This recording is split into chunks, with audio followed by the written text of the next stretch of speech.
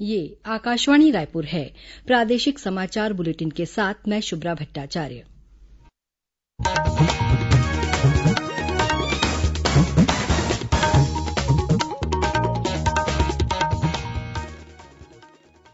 और अब पेश है आज के मुख्य समाचार। रायपुर जिले में आज 65 नए कोरोना पॉजिटिव मरीज मिले। बाराडेरा सीआरपीएफ कैंप के 32 जवान और आरंग आईटीबीपी कैंप के 8 जवानों तथा परिजनों में कोरोना संक्रमण की पुष्टि हुई। आम आदमी पार्टी के कार्यकर्ताओं ने चयनित शिक्षकों की नियुक्ति को लेकर प्रदेशभर में प्रदर्शन किया।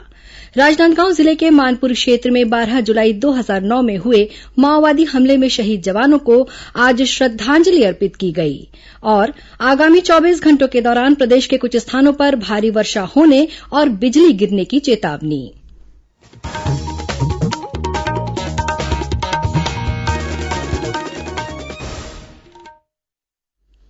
अब समाचार विस्तार से। प्रदेश में आज भी विभिन्न जिलों से अनेक कोरोना संक्रमित मरीज मिले हैं। वहीं एक कोरोना संक्रमित मरीज की अस्पताल में मौत होने की खबर है। रायपुर जिले में आज 65 नए कोरोना पॉजिटिव मरीजों की पुष्टि हुई है। इनमें बाराडेरा स्थित सीआरपीएफ कैंप के 32 जवान और आरंग स्थित आईटीबीपी कैंप के 8 जवान तथा परिवार के सदस्य शामिल हैं। जांजगीर चांपा जिले में कोरोना संक्रमित 17 नए मरीज मिले हैं। ये सभी हसौद के रहने वाले हैं। वहीं बालोद जिले में आज कोरोना संक्रमित 7 नए मरीजों की पहचान की गई है। इनमें ग्राम सोहतरा का एक युवक भी शामिल है जो कुछ दिन पहले ही बेंगलुरु से लौटा था। उधर नारायणपुर जिले में आज 3 नए कोरोना पॉजिटिव मरीज पाए गए हैं। इनमें से 2 मरीज कंटेनमेंट जोन और 1 मरीज क्वारेंटाइन सेंटर से मिला है। दुर्ग जिले में कोरोना संक्रमित 13 मरीजों की पुष्टि हुई है। इनमें बीएसएफ के 6 जवान शामिल हैं। वहीं राजनांदगांव में कल देर रात 10 नए कोरोना पॉजिटिव मरीज पाए गए। इनमें आईटीबीपी सोमनी से 6, मोहला से 3 और डोंगरगांव से 1 मरीज शामिल है। इधर धमतरी जिले में 2 अलग अलग गांव से 2 वाहन चालक कोरोना पॉजिटिव पाए गए हैं। इनमें एक सिलीडीह और दूसरा मूरा गांव का रहने वाला है। इस बीच भिलाई इस्पात संयंत्र के 2 कर्मियों के कोरोना पॉजिटिव पाए जाने के बाद से संयंत्र प्रशासन सतर्क हो गया है। संयंत्र प्रशासन ने कर्मचारियों को कोरोना वायरस की रोकथाम के लिए जारी दिशा निर्देशों का पालन नहीं करने और ट्रैवल हिस्ट्री छिपाने पर कार्रवाई करने की चेतावनी दी है। अंबिकापुर में बिना मास्क लगाए सामान खरीदने जाने वाले लोगों को अब सामान नहीं दिया जाएगा। महापौर अजय तिर्की ने आज चेंबर ऑफ कॉमर्स सहित समाज के विभिन्न वर्गों से कोरोना संक्रमण की रोकथाम के लिए सुझाव आमंत्रित किए गए। इसके बाद शहर में नो मास्क नो गुड्स का नियम लागू करने का निर्णय लिया गया। छत्तीसगढ़ विधानसभा में नेता प्रतिपक्ष धरमलाल कौशिक ने प्रदेश में कोरोना संक्रमित मरीजों की लगातार बढ़ रही संख्या को लेकर चिंता जताई है। उन्होंने कहा कि राज्य सरकार अब तक कोई कारगर योजना नहीं बना पाई है, जिसके चलते प्रदेश में कोरोना की स्थिति गंभीर होती जा रही है। श्री कौशिक ने राज्य सरकार से मांग की कि कोरोना संक्रमण से निपटने के लिए ठोस और कारगर नीति बनानी चाहिए। उन्होंने कहा कि आम लोगों को कोरोना के खिलाफ जरूरी एहतियात बरतना चाहिए, जिससे कोरोना को परास्त किया जा सके। केंद्रीय स्वास्थ्य और परिवार कल्याण मंत्रालय ने राज्यों को सलाह दी है कि कोरोना संक्रमण जांच के लिए सभी थेरेपी का उपयोग केवल उन स्वास्थ्य केंद्रों में ही होना चाहिए जहां रोगियों पर समुचित निगरानी रखी जा सके। भारतीय आयुर्विज्ञान अनुसंधान परिषद और अखिल भारतीय आयुर्विज्ञान संस्थान ने ऑक्सीजन थेरेपी, स्टीरोइड और समुचित देखभाल पर विशेष ध्यान देने की सिफारिश की है। रोगियों और परिवारजन के मानसिक स्वास्थ्य परामर्श पर भी बल दिया गया है। मामूली संक्रमण में हाइड्रॉक्सी क्लोरोक्विन के उपयोग की सिफारिश की गई है। कोरोना संक्रमित 80% रोगियों में मामूली संक्रमण होता है। स्वास्थ्य मंत्रालय ने स्पष्ट किया है कि ये दवाएं केवल प्रतिबंधित आपात उपयोग के लिए स्वीकृत हैं और कुछ विशेष रोगियों में ही इनका इस्तेमाल किया जा सकता है। भारतीय चिकित्सा अनुसंधान परिषद और अखिल भारतीय आयुर्विज्ञान संस्थान ने अस्पतालों को सख्त परामर्श दिया है कि दवाओं के अविवेकी उपयोग से लाभ के स्थान पर हानि हो सकती है। आम आदमी पार्टी के कार्यकर्ताओं ने चयनित शिक्षकों की नियुक्ति और सभी विभागों में रिक्त पदों की भर्ती को लेकर आज राजधानी रायपुर सहित प्रदेश भर में प्रदर्शन किया।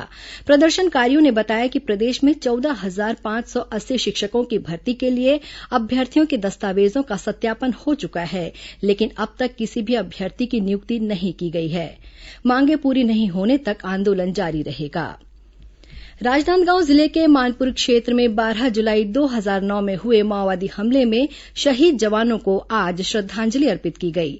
राजनांदगांव पुलिस लाइन में आयोजित श्रद्धांजलि कार्यक्रम के बाद शहीद जवानों के परिजनों को शॉल श्रीफल भेंट कर सम्मानित किया गया। आईजी विवेकानंद सिन्हा ने ठाकुर प्यारेलाल चौक पर स्थापित शहीद पुलिस अधीक्षक वीके चौबे की प्रतिमा पर माल्यार्पण किया।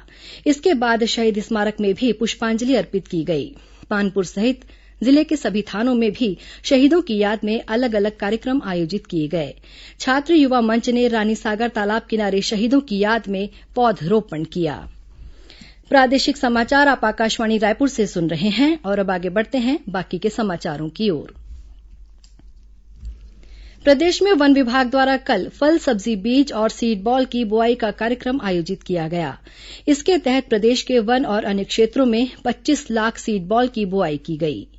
वन मंत्री मोहम्मद अकबर ने बताया कि वनों के संवर्धन तथा पर्यावरण संरक्षण और हरियाली के लिए यह कार्यक्रम महत्वपूर्ण साबित होगा। इस कार्यक्रम के तहत बेर, जामुन, बेल, सीताफल, करौंदा, लौकी, बरबट्टी, भिंडी, बैगन और मुनगा आदि के बीज की बुआई और छिड़काव का कार्य किया गया।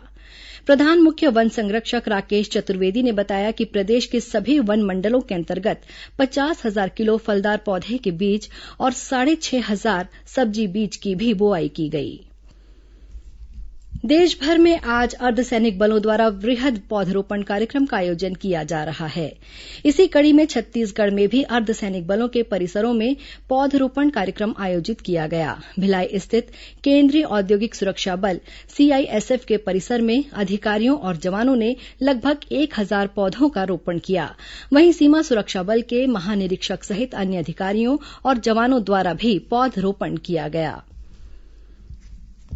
नारायणपुर जिले की प्रभारी सचिव डॉक्टर प्रियंका शुक्ला ने आज ओरछा विकासखंड के स्वास्थ्य केन्द्रों का जायजा लिया। इस दौरान उन्होंने स्वास्थ्य केन्द्रों में मरीजों को उपलब्ध कराई जा रही चिकित्सा सेवाओं और कोरोना संक्रमित मरीजों के उपचार की व्यवस्था की जानकारी ली। इस मौके पर उन्होंने स्वास्थ्य अमले को फिजिकल डिस्टेंसिंग, मास्क पहनने और सैनिटाइजर का उपयोग करने के भी निर्देश दिए। वहीं डॉक्टर शुक्ला ने कोंडागांव जिला कलेक्टोरेट में अधिकारियों की बैठक लेकर कोरोना वायरस संक्रमण की रोकथाम सहित विभिन्न कार्यों की समीक्षा भी की। अब कुछ अन्य खबरें संक्षिप्त में। राष्ट्रीय पुरानी पेंशन बहाली संयुक्त मोर्चा की मुहिम के तहत नए पेंशनधारी कर्मचारियों ने आज कोंडागांव सहित प्रदेश के विभिन्न स्थानों पर पौधरोपण कर पुरानी पेंशन बहाली की मांग की। नारायणपुर जिले में संचालित एकलव्य आदर्श आवासीय विद्यालय छेरीबेड़ा और ओरछा में कक्षा 6वीं के लिए प्रवेश परीक्षा का आयोजन 16 जुलाई को सुबह 10:30 बजे से किया जाएगा। दुर्ग जिले के भिलाई नगर में वीजा अवधि समाप्त होने के बाद भी रह रही बांग्लादेश की एक महिला को पुलिस ने गिरफ्तार किया है। कबीरधाम जिले के ग्राम खपरी और दशरंगपुर चेकपोस्ट पर मुरुम तथा रेत के अवैध उत्खनन और परिवहन के मामले में जिला प्रशासन ने एक जेसीबी सहित 2 वाहन जब्त किए हैं।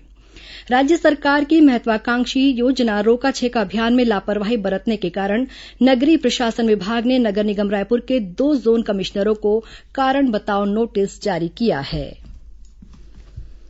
बस्तर रेंज के आईजी सुंदरराज पी ने आज पुलिस के अधिकारियों कर्मचारियों को राज्य पुलिस के गठन का संकेत प्रतीक चिन्ह लगाकर ध्येय वाक्य परित्राणाय साधुनाम के अनुरूप अपने कर्तव्यों का निर्वहन करने का संदेश दिया। दुर्ग पुलिस कंट्रोल रूम में कल पुलिसकर्मियों के मानसिक तनाव को कम करने और उनसे संवाद स्थापित करने के स्पंदन कार्यक्रम का आयोजन किया गया। राजनांदगांव नगर निगम आयुक्त चंद्रकांत कौशिक ने सफाई कार्य में लापरवाही बरतने पर संबंधित कर्मचारियों और ठेकेदारों के खिलाफ कड़ी कार्रवाई करने के निर्देश दिए। जांजगीर चांपा जिले के सारंगढ़ में किराना व्यवसायी से लगभग 93,000 रूपये की लूट के मामले में पामगढ़ पुलिस ने 3 आरोपियों को पकड़ा है। आरोपियों के पास से 50,000 रूपये नगद बरामद किए गए हैं। राजनांदगांव जिले में बस संचालकों ने कल से बसों का संचालन शुरू करने का फैसला किया है। शुरूआत में 10% बसें चलाई जाएंगी। जांजगीर चांपा जिले में चंद्रपुर पुलिस ने ट्रक में भरकर मवेशियों को पश्चिम बंगाल ले जा रहे 4 आरोपियों को गिरफ्तार किया है।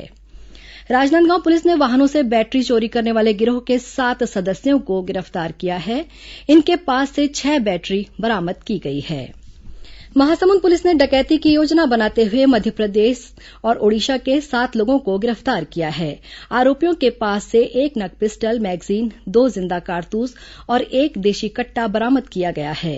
कबीरधाम जिले के पांडातराई थाना क्षेत्र के पास बीते दिनों करीब 71 लाख रूपये की लूट के मामले में पुलिस ने सभी आरोपियों को गिरफ्तार कर लिया है।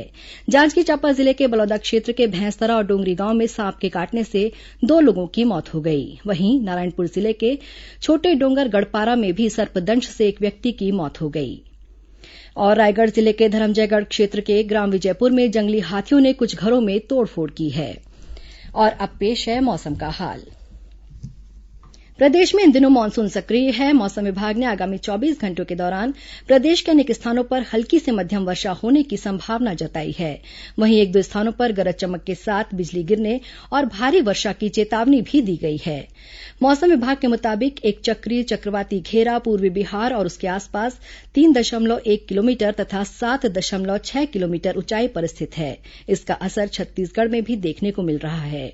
अगले 24 घंटों के दौरान बस्तर और सरगुजा संभाग के सभी जिलों तथा उससे लगे जिलों में भारी बारिश हो सकती है।